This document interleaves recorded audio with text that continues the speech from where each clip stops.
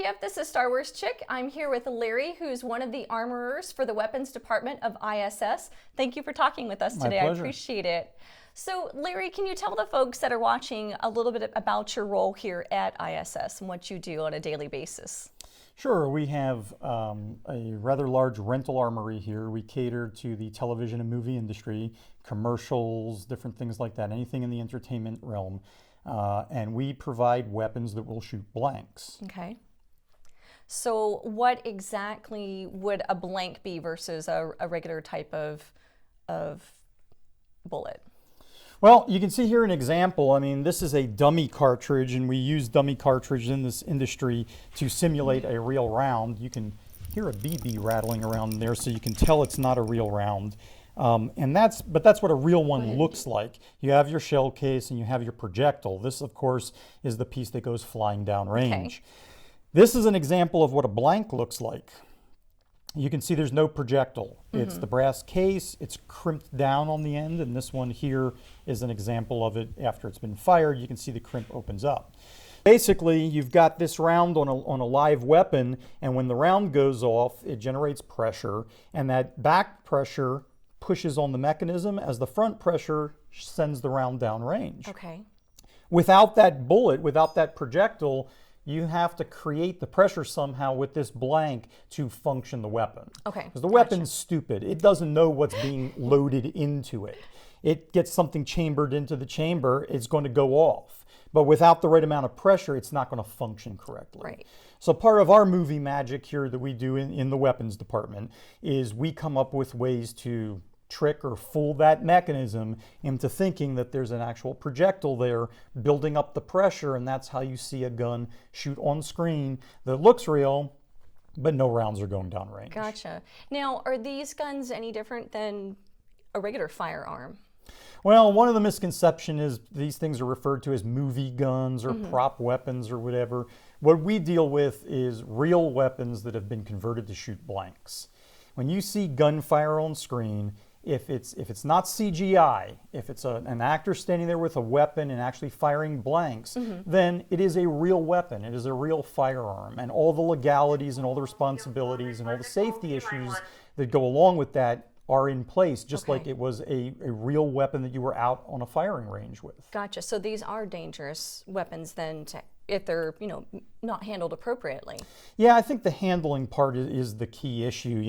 You can see a lot of different weapons here sitting on the shelves, and in all my years of handling weapons, I've never seen one jump up on its own and do something unsafe or dangerous, right? It's all entailed in the handling of the weapons, just like driving a car. If it's in park, sitting there, it's not going to roll over anybody, But when you get a driver behind it, sure, then you have the issues. So. Absolutely, it's a tool, and if it's mishandled, it can hurt somebody. Exactly. Yeah. How do you make these weapons safe to use then? Well, like you said, it is mainly involving the handling of the weapons.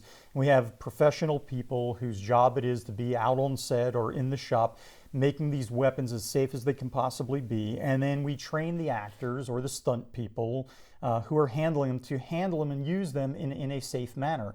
We have safety distances that we put in place. Sometimes we put up barriers between the actor and the gunfire. Gotcha. It's pieces of clear Lexan that you don't see on the camera, but there's actually a physical barrier, let's say, between the two of us if I were to shoot you, head on. So we go to great lengths for the safety aspect, especially when you're out on set and you're dealing with actors and everything.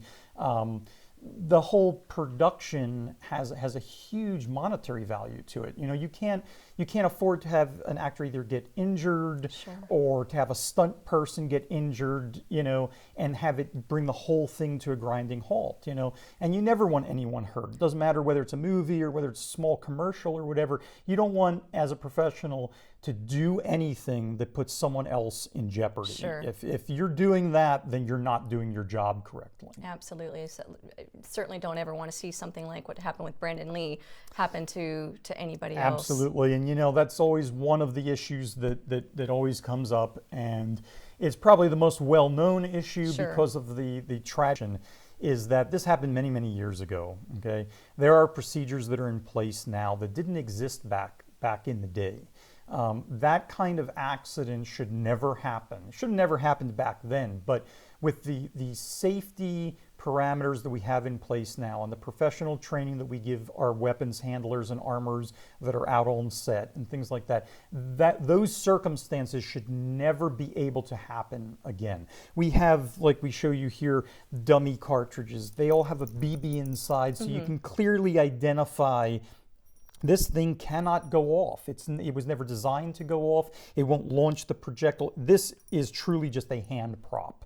That's all that is. And you can tell, and I can come up to you and say, hey, Star Wars girl, I'm Larry the armorer, and I'm going to load this into this weapon for you to deal with out on set. And can you hear that? Yeah. It's a dummy cartridge, and Okay. and as such, it is safe to use out here on set.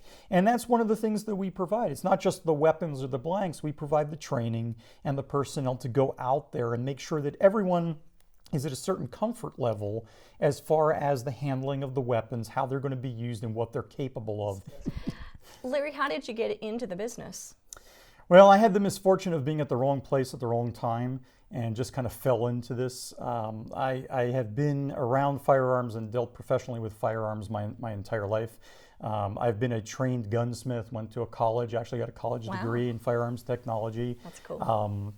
Used to work in the firearms industry at a machine gun factory. Prior to that, I worked in law enforcement and private security. I also grew up in Israel and lived there for 18 years and was in a special forces unit in the Israeli military. So it's truly safe to say that I really have been dealing with firearms all my life. But you bring up a good question, which is, we get asked this question all the time, which is, hey, I want to be an armorer in the movies. How do I get into that? And where do I go to train for that? And the reality is there's no career path right now that will take you from being, let's say, a film school graduate wanting to get into the prop department. There's nothing that takes you from there to being a weapons professional that's any kind of established training regime. Here at ISS, we're trying to change that. We're trying to, make sure we identify people that maybe have some aptitude for weapons or whatever, and bring them along slowly so that our professionalism keeps growing. We have 9 people who work here in the weapons department, and those 9 people probably account for about 90% of any firearm you ever see on any movie or television or commercial. It's all being laid out there by 9 people here in this department. At a certain point, someone's going to retire. At a certain point, there's going to be too many shows going on and you can't spread yourself that thin. So we try to bring people along and train them, and we're trying to improve on I don't know how you say, the recruitment maybe, of the correct people so they're in the correct spot at the correct time. Because it truly is just like the cameraman who needs to be a professional to have the film look right. The weapons guy is a professional that if you get someone who's not quite up to speed, your show just doesn't look as good, And you can tell the difference if you read the credits at the end of the movie. And everybody out there should read the credits at the end of the movie, because a lot of people put a lot of time and effort into making these shows. You will start recognizing some of the names, and you'll see the same armorer names come back and forth, because it's a very, very select group of people that are really dealing with this. Can we take a look at some of these guns? Sure, that's what we're here for. All right.